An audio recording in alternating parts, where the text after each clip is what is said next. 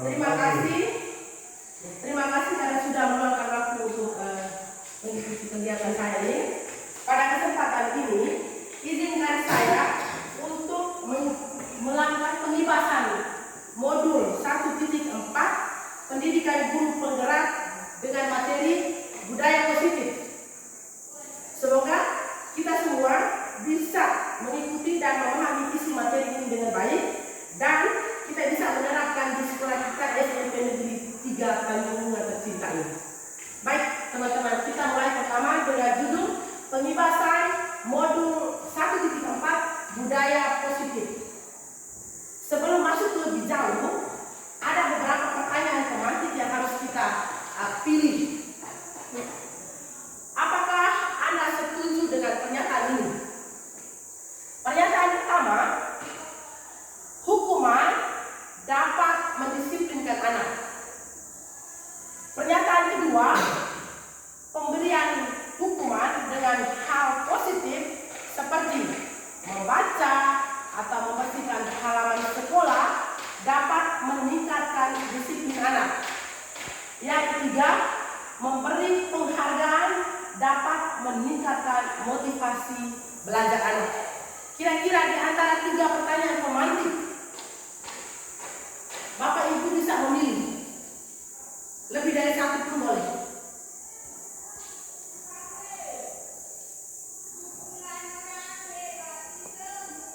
Di antara 3, teman-teman bisa memilih dengan alasannya masing-masing.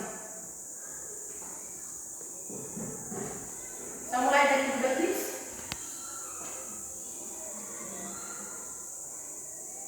Kalau dari saya, pertanyaan apakah Anda setuju dengan pernyataan ini?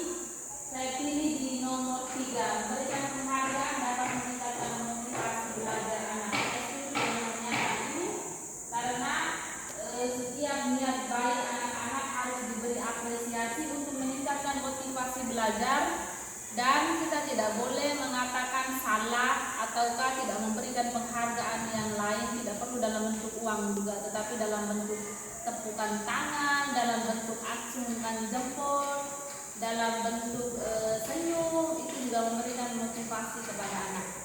Baik, terima kasih Bu Beatrice. Teman-teman yang lain, Pak Yos.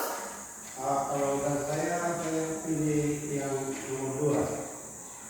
Ya, dengan memberikan hukuman dengan dalam hal yang positif, berarti ini meningkatkan disiplin. Anak merasa bahwa kalau saya melakukan pelanggaran pasti saya dihukum. Maka dengan hukuman itu dia dapat disiplin. Mungkin dari saya seperti itu. Oke, baik. Masih ada lagi yang lain, teman-teman, Bu Beka? Baik, terima kasih. Dari Ibu Beatrice pilih poin 2, dari Pak Yos memilih poin 3, maka saya coba dengan poin 1. Hukuman dapat mendisiplinkan anak. Saya sangat setuju. Hukuman sama dengan peringatan. Jadi kita memberikan hukuman kepada anak yang tidak disiplin, maka dia setiap hari akan berubah menjadi disiplin. Jadi saya sangat setuju dengan poin ini. Oke, terima kasih teman-teman semua. Dari 3 pertanyaan pemantik ini, saya merasa kita sudah pernah membuat anak dalam bentuk hukuman, dalam bentuk hukuman dalam positif membaca dan membersihkan halaman, dan yang ketiga itu meningkatkan motivasi belajar anak dengan reward atau penghargaan. Itu sudah semua. Baik, kita lanjut. Disiplin positif dan nilai-nilai kebajikan universal. Ini kita belajar tentang perubahan paradigma. Coba teman-teman kita sama-sama ya. Kegiatan kepal tangan. Kepal tangan. Dari pernyataan ini, ada A dan B, Anda dan teman Anda. Ya. Ada Anda dan teman Anda. Sobeklah secari kertas kecil, tuliskan benda atau sesuatu yang sangat berharga untuk Anda. Letakkan di salah satu tangan Anda Anda dan genggamkan benda atau sesuatu tersebut dengan segala daya. Buatlah sebuah kepala. Jadi kita sudah memegang kertas dan kita sudah kepala. Baik, sekarang teman Anda yang B, teman yang sebelahnya, akan mencoba dengan sekuat tenaga dengan berbagai cara untuk meminta Anda memberikan benda tersebut. B bisa membujuk, bisa mengancam, menghardik, merayu, menyuap, apa saja agar dapat membuka kepala tangan Anda. Lanjut. Lepaskan tangan. Kepala tangan yang dimaksud tadi bahwa ini kita kembali juga kepada anak-anak. Apakah kita bisa membuka kepala tangan sendiri? Jelasnya bisa. Tetapi kalau teman di sebelah membantu untuk membuka kepala tangan, apakah bisa atau tidak? Kalau kita merasa kita tidak bisa buka kepala tangan, berarti tidak bisa. Begitu ya teman-teman. Menghardik, berarti dia bisa dengan cara membujuk, mengancam, menghardik, merayu, menyuap, apa saja agar dapat bisa membuka kepala tangan. Oke, kita lanjut dulu. Perubahan paradigma teori kontrol atau ilusi kontrol. Ada 4 ilusi kontrol. Yang pertama, ilusi guru mengontrol murid. Yang kedua, ilusi bahwa kritik dan membuat orang merasa bersalah dapat menguatkan karakter. Yang ketiga, ilusi bahwa semua penguatan positif efektif dan bermanfaat. Yang keempat, ilusi bahwa orang dewasa memiliki hak untuk memaksa. Itu ada perubahan paradigma teori kontrol, 4 ilusi kontrol. Lanjut. Perubahan paradigma stimulus respon teori kontrol. Siapa sesungguhnya yang memiliki kontrol? Ada 2, stimulus respon dan yang kedua teori kontrol. Untuk stimulus respon, kita mencoba mengubah orang agar berpandangan sama dengan kita. Itu di stimulus respon. Kalau teori kontrol, kita berusaha memahami pandangan orang lain tentang dunia. Ada 2 perbedaan ini. Yang kedua, untuk stimulus respon, perilaku buruk dilihat sebagai suatu kesalahan. Kalau teori kontrol, semua perilaku memiliki tujuan. Jadi anak-anak punya perilaku pasti ada tujuannya. Kalau di stimulus respon, perilaku buruk itu dilihat suatu kesalahan. Kita lanjut. Stimulus respon, orang lain bisa mengontrol saya. Tetapi di teori kontrol, hanya Anda yang bisa mengontrol diri sendiri. Itu di stimulus respon, saya bisa mengontrol orang lain. Kalau di teori kontrol, Anda tidak bisa mengontrol orang lain. Lanjut, stimulus respon pemaksaan ada pada saat bujukan gagal. Tidak ada bujuk, dia bisa gagal. Berarti dia buat pemaksaan. Kemudian di teori kontrol, kolaborasi dan konsensus menciptakan pilihan-pilihan baru. Terakhir, stimulus responnya model berpikir menang atau kalah. Kalau teori kontrol, model berpikir menang-menang. Kalah juga dia tetap menang, menang juga dia tetap menang. Kalau di stimulus respon, menang dia menang, kalah dia kalah. Lanjut. Apakah makna disiplin? Disiplin ini berasal dari bahasa Latin disciplina yang artinya belajar. Makna asal dari kata ini berkonotasi dengan disiplin diri dari murid-murid Socrates dan Plato. Disiplin diri membuat orang menggali potensinya menuju sebuah tujuan apa yang dia hargai. Namun dalam budaya kita, makna kata disiplin telah berubah menjadi sesuatu yang dilakukan seseorang pada orang lain untuk mendapatkan kepatuhan. Kecenderungan umum adalah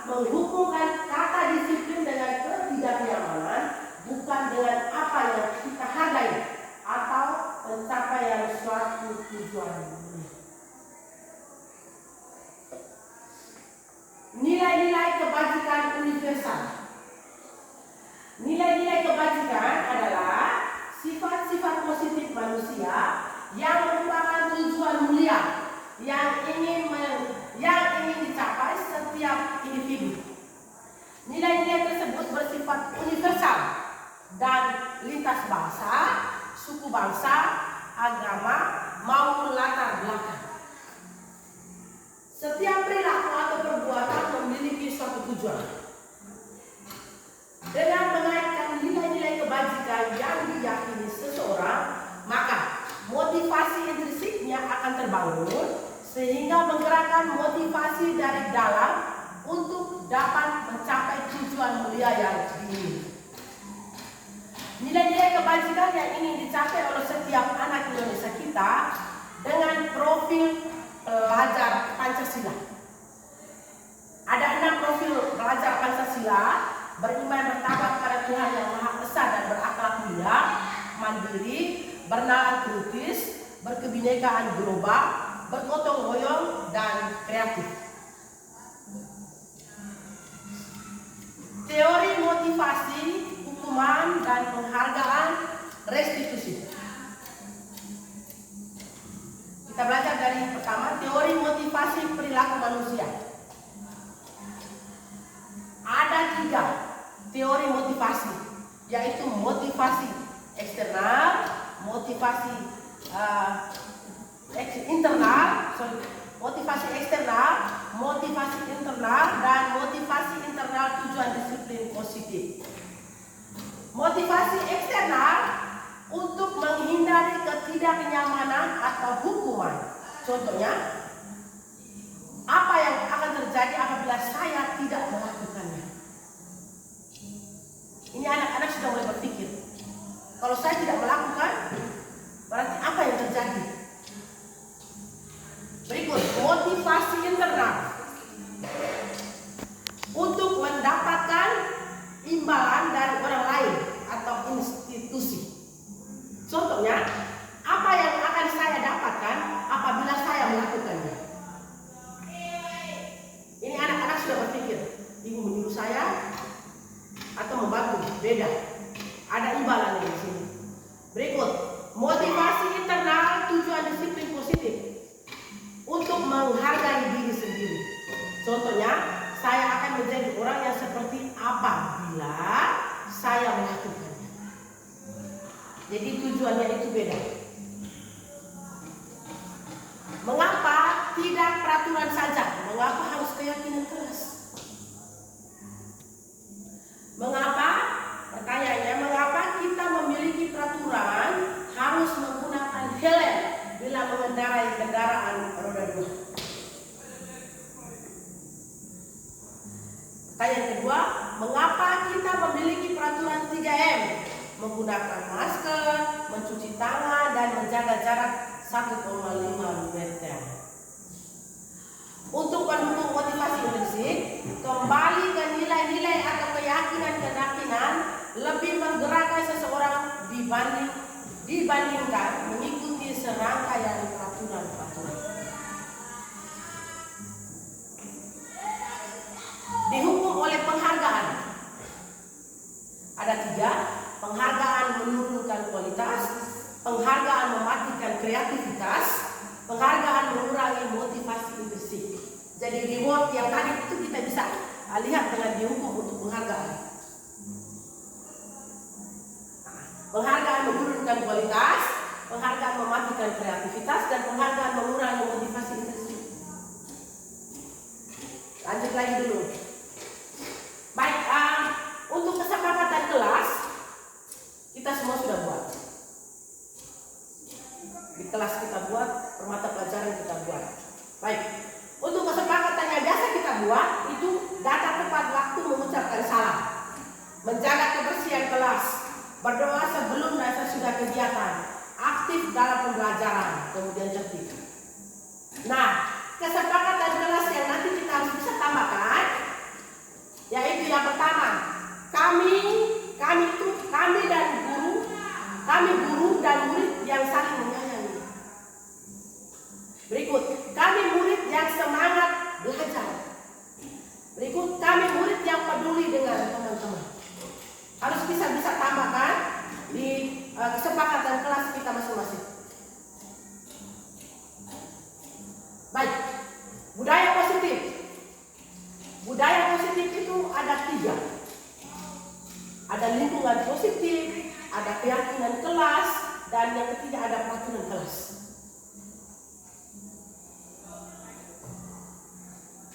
Apa itu restitusi?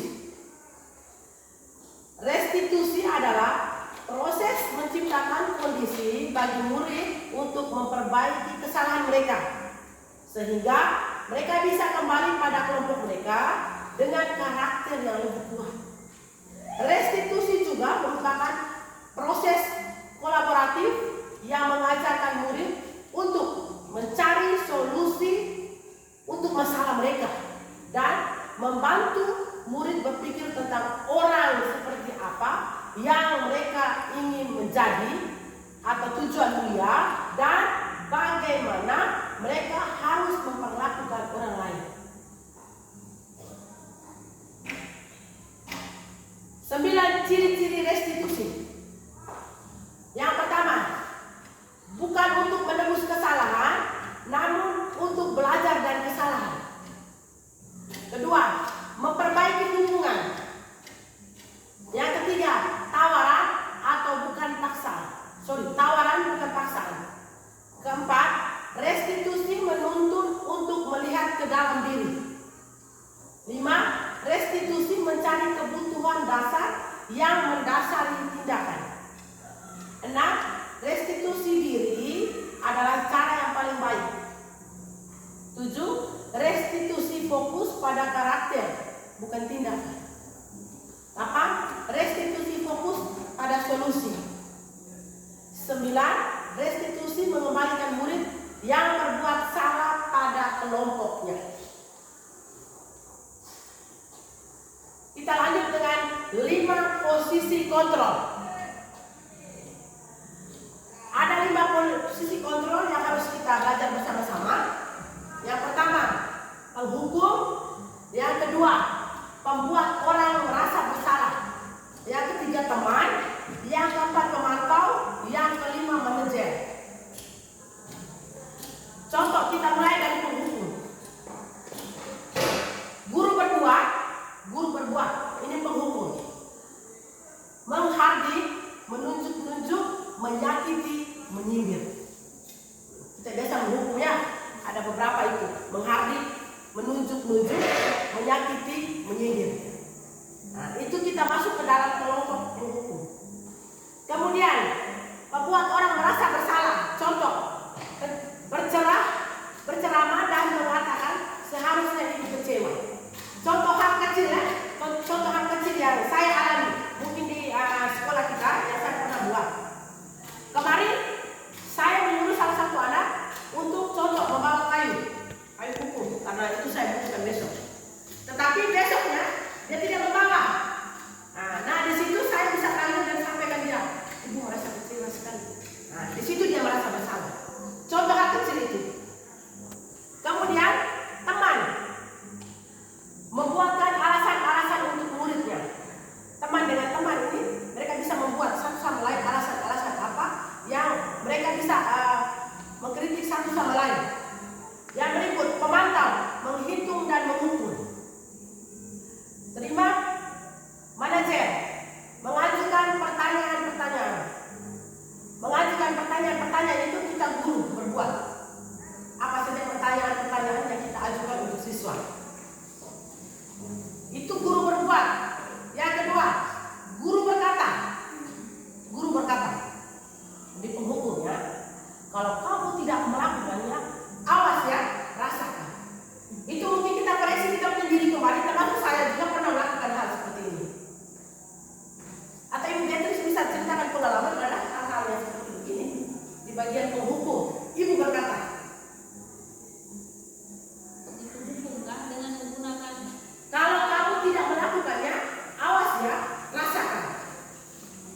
biasanya kalau misalnya anak-anak disuruh untuk mencatat ataukah mengerjakan tugas. Jadi kalau misalnya ada anak yang saya kalau kamu tidak mau melakukan atau tidak mengerjakan tugas, awas ya nanti kena hukum, awas ya nanti berlutut, hukumannya itu kan macam-macam toh. Jadi itu bahasa-bahasa menghukum yang saya tidak langsung buru-buru lakukan, sehingga murid juga merasa tertekan mungkin. Baik, terima kasih Bu Beatrice. Itu pengalaman ya. Kemudian guru berkata, pembuat orang merasa bersalah. Kamu seharusnya kamu sudah tahu. Ibu lelah sekali mengatakan, ibu stres. Mungkin ada cerita dari Bu Eka. Membuat orang merasa bersalah, maksudnya membuat siswa ini dia apa yang kita katakan supaya dia itu merasa bersalah. Di guru berkata, contohnya, kamu seharusnya kamu sudah tahu. Ibu lelah sekali mengatakan, ibu stres. Contoh mungkin ada cerita pengalaman mereka. Oke, terima kasih. Ini smash deras dari guru bahasa Inggris ya.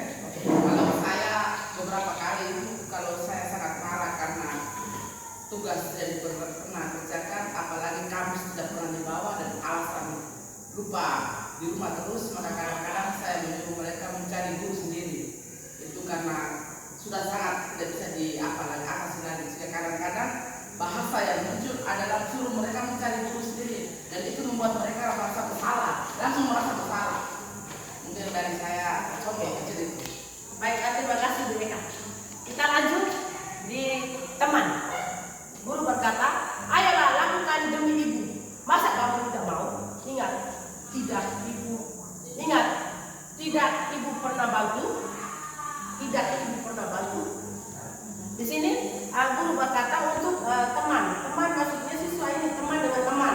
Teman dengan teman.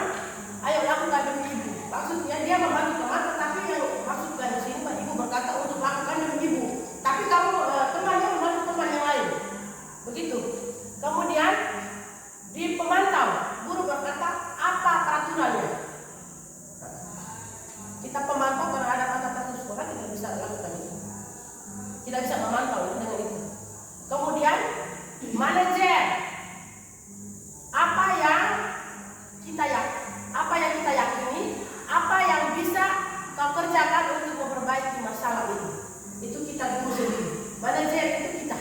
Jadi contoh anak tidak mengerjakan tugas. Bagaimana kita mengatakan bahwa kerja memperbaiki masalah ini. Jadi nilai hari ini tidak ada, bagaimana besok untuk bisa melakukannya sehingga bisa mendapatkan nilai itu. Jadi bisa memperbaiki masalah yang ada. Lanjut di bagian hasil. Materi penghukum ini pemberontak menyalahkan orang lain berbohong. Kalau sudah sampai dengan hasil, berarti dia bisa memberontak, dia bisa menyalahkan orang lain, dia bisa berbohong dari penghukum yang ada. Contoh hal kecil saja, contoh di apel pagi. Biasa saya temukan ada beberapa anak, ada yang hari ini dia terlambat, pagi ini dia terlambat, ada beberapa.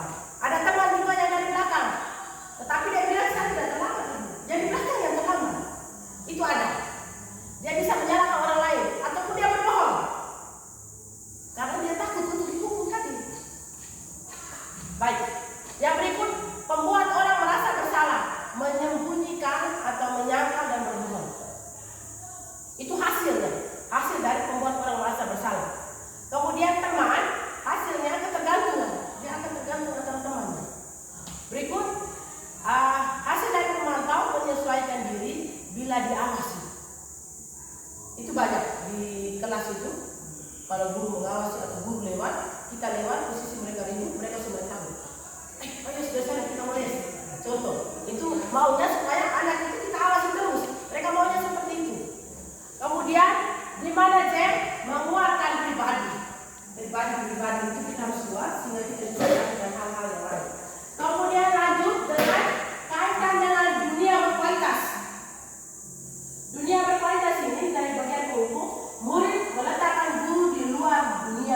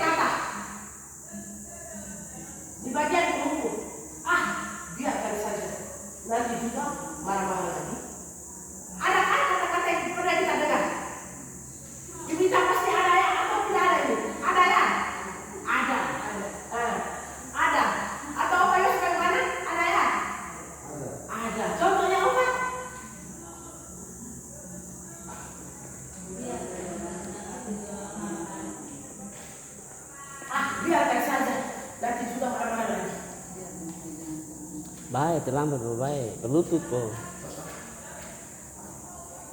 Contoh hal kecil ya. Ya, contohnya anak murid kita suruh untuk mengerjakan tugas tiket sesuai dengan jadwal yang sudah ditulis oleh orang tua atau juga pihak organisasi OSIS, tetapi anak tidak menjalankannya. Jadi dia merasa bahwa di taruh biarkan saja saat ini saya kerja di rumah. Biasanya anak-anak seperti itu. Tetapi ada yang bertanggung jawab dengan tugas yang diberikan. Ya, baik. Terima kasih Pak Yos. Itu yang biasa kita alami. Dan saya juga mengalami hal-hal yang seperti itu. Berikut, membuat orang merasa bersalah, murid berkata, maafkan saya. Itu juga bukan sering lagi, tapi mungkin tiap hari kita bisa mendengarkan hal itu. Maafkan saya Ibu, hari ini saya datang terlambat. Besok lagi, maafkan saya Ibu. Lusa lagi, maafkan saya Ibu. Atau hal-hal kecil seperti di perpustakaan Pak Iman, simpan bukunya salah tempat. Di situ Pak Iman pasti marah. Murid berkata, maafkan saya Pak, karena saya tidak menyimpan bukunya di tempatnya. Baik, lanjut.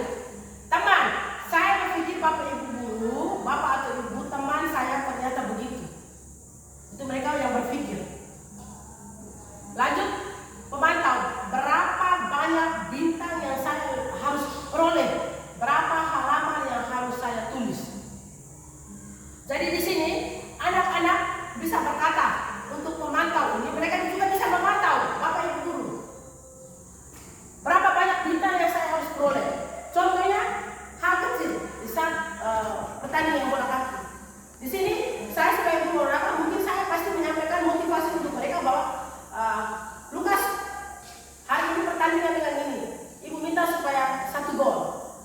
Tapi kalau kita sebagai manusia kan tidak meminta 1 lagi, sudah 2. Di situ pasti anak mulai murid berkata, Lukas pasti dalam hati bisa berkata bahwa berapa banyak bintang yang harus saya peroleh, berapa banyak gol yang harus saya peroleh. Makanya dia harus bisa berusaha. Kemudian berapa halaman yang harus saya tulis di saat guru menulis ataupun guru memberikan tugas tulisan. Di situ pasti murid bisa berkata, ini belum, tambah lagi kan, tambah lagi punya halaman ini, tambah lagi punya. Itu di situ murid berkata. Murid juga bisa sebagai pemantau. Terakhir di manajer, bagaimana caranya saya bisa memperbaiki keadaan. Jadi manajer itu juga sebagai mereka, bagaimana bisa dia memperbaiki keadaan dalam dirinya sendiri. Itu murid berkata, saya ini bagaimana keadaan saya ini bisa memperbaiki, caranya bagaimana. Kita lanjut. Motivasi terakhir, dampak pada murid. Yang pertama, penghukum mengulangi kesalahan. Dia bisa saya mengulangi kesalahan. Kemudian membuat orang merasa bersalah, merasa rendah diri. Kalau sudah terlalu dampak pada murid terakhir, pada pembuat merasa bersalah, berarti merasa rendah diri. Jadi bergerak dia tidak bisa bebas. Berikut dampak pada murid di teman, lemah, tidak mandiri, tergantung. Berikut pemantau menitik beratkan pada sanksi atau hadiah untuk dirinya. Kalau di manajer mengevaluasi diri, bagaimana cara memperbaiki diri. Ya, dia bisa juga mengevaluasi dirinya. Itu dampak yang terjadi. Berikut kebutuhan dasar manusia. Kebutuhan dasar manusia di materi yang kami dapat di modul 1.4 tentang budaya positif itu ada 4. Di situ kebutuhan dasar manusia yang paling vulgar itu kita harus bertahan, itu caranya ada 4. Yang pertama, kasih sayang dan rasa diterima. Jadi anak itu kita harus butuh kasih sayang, dan mereka itu kita menempatkan mereka pada posisi nomor 1 sehingga mereka merasa kita bisa menerima mereka. Itu disposisi pertama. Kemudian penguasaan, mereka bisa melakukan penguasaan apa saja. Kita berikan kebebasan. Penguasaan. Kemudian yang berikut kebebasan. Jangan kita melarang mereka bahwa tidak boleh begini, tidak boleh begitu. Kebebasan yang dimaksud sini bahwa kebebasan dikontrol. Kita harus bisa mengontrol pada saat kebebasan apa saja yang mereka mau buat, tetapi kita mengontrolnya.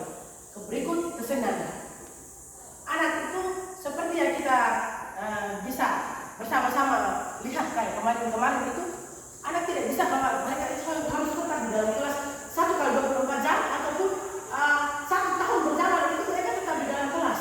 Kita juga harus bisa membuat mereka senang. Contoh yang kemarin kita bisa bawa mereka. Bagaimana melihat mereka punya mimik muka dan rasa senang, itu kan kita bisa rasakan itu. Di bagian kesenangan. Jadi kita harus bisa programkan ini. Nah, kita lanjut dengan segitiga restitusi. Segitiga restitusi ini ada 3. Ada 3. Yang pertama, validasi kebutuhan. Yang kedua, menanyakan keyakinan. Yang ketiga, menstabilkan identitas. Untuk validasi kebutuhan, kamu tentu punya alasan melakukan itu. Anak-anak melakukan sesuatu pasti punya alasan. Kemudian, adakah cara yang lebih efektif untuk mendapatkan apa yang kamu butuhkan? Ketika mereka mempunyai alasan untuk melakukan sesuatu, pasti dia juga pasti mempunyai cara yang efektif untuk mendapatkan apa yang dibutuhkan. Itu masuk ke dalam validasi kebutuhan. Lanjut, menanyakan keyakinan. Nilai-nilai apa yang telah kita sepakati. Kemudian kamu ingin menjadi orang yang seperti apa? Itu menanyakan keyakinan mereka. Kamu belajar itu kamu besok kamu ingin jadi apa? Contoh hal kecil. Berikut, menstabilkan identitas. Setiap orang pasti pernah melakukan kesalahan. Jadi identitas mereka itu maksudnya mereka bisa cross check mereka punya kesalahan apa yang pernah mereka lakukan. Kemudian kamu bukan satu-satunya yang pernah melakukan ini. Kita stabilkan bahwa kamu bukan satu-satunya orang yang pernah melakukan ini. Lanjut. Terakhir, disiplin positif. Disiplin positif menurut teori control by William Glasser. Pertama, Anda tidak bisa mengontrol orang lain, hanya Anda yang bisa mengontrol diri sendiri. Ini terakhir pada disiplin positif yang tadi kita belajar. Anda tidak bisa mengontrol orang lain, tapi Anda bisa ya mengontrol diri sendiri. Contoh, semua perilaku memiliki tujuan. Kemudian berikut, model berpikir menang, kolaborasi dan konsekuen menciptakan pilihan-pilihan baru. Terakhir, realitas atau kebutuhan kita berbeda. Kita berusaha memahami pandangan orang lain tentang dunia.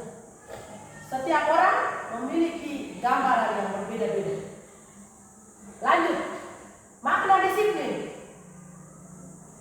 Belajar kontrol diri dengan menggali potensi kita agar tercapai tujuan mulia, yaitu sesuatu menjadi seseorang yang kita inginkan berdasarkan nilai-nilai yang kita hargai. Nah, di sini dari semua perilaku memiliki tujuan itu ada 2, motivasi ekstrinsik dan motivasi intrinsik. Dari motivasi ekstrinsik ada teori motivasi, yaitu untuk menghindari hukuman, 2 untuk mendapat imbalan. Dan motivasi ini, karena dia disiplin positif itu menurut motivasi intrinsik itu ada 2. Teori motivasi itu untuk menghindari hukuman, yang kedua untuk mendapatkan imbalan. Berikut, yang ketiga untuk menghargai diri sendiri. Dari motivasi intrinsik ini, nilai-nilai yang dimaksud adalah nilai-nilai kebajikan universal. Nilai kebajikan universal yang dimaksud adalah keyakinan kelas. Kita lanjut. Makna disiplin yang dimaksud dari model berpikir menang, kolaborasi itu masuk ke dalam 5 posisi kontrol. Yang pertama, penghukum, pembuat rasa bersalah, teman, pemantau, dan manajer. Dari 5 posisi kontrol, kita akan turunkan lagi ke dalam segitiga restitusi. Segitiga restitusi yang tadi kita masuk, yang pertama, menstabilkan identitas, validasi kebutuhan, menanyakan keyakinan. Baik, 5 kebutuhan dasar manusia: penguasaan, kasih sayang, rasa diterima, kesenangan, dan kebebasan. Hanya itu saja tentang materi saya punya hari ini, modul 1.4 pendidikan guru penggerak budaya positif. Terima kasih teman-teman untuk waktunya pada pagi hari ini. Sekian dan terima kasih.